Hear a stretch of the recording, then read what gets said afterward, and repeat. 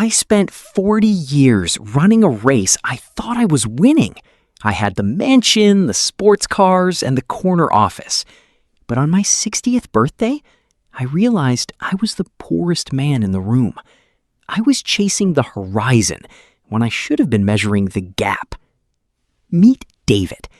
David was a high achiever. Every time he earned a promotion, he wanted a bigger one. Every time he bought a house, he wanted a larger one. He lived in the horizon, a place that always moves further away the closer you get to it.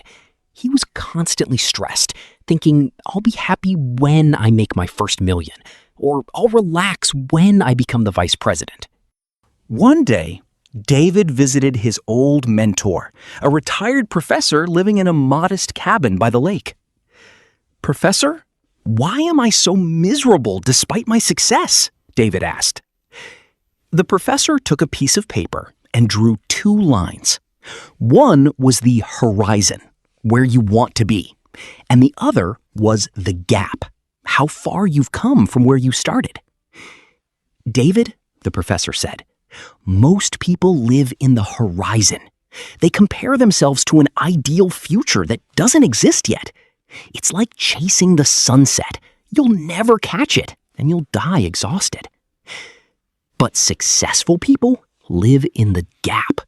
They look back at where they started and celebrate the progress they've made.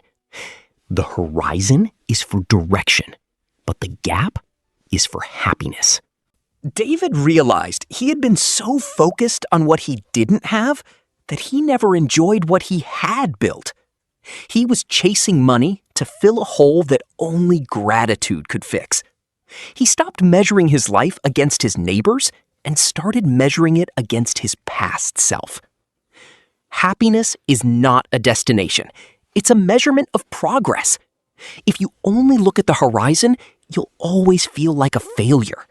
But if you look at the gap, you'll realize you're already a success. Are you chasing the horizon or measuring the gap? Type progress in the comments if you're ready to be happy now. Subscribe for more wisdom.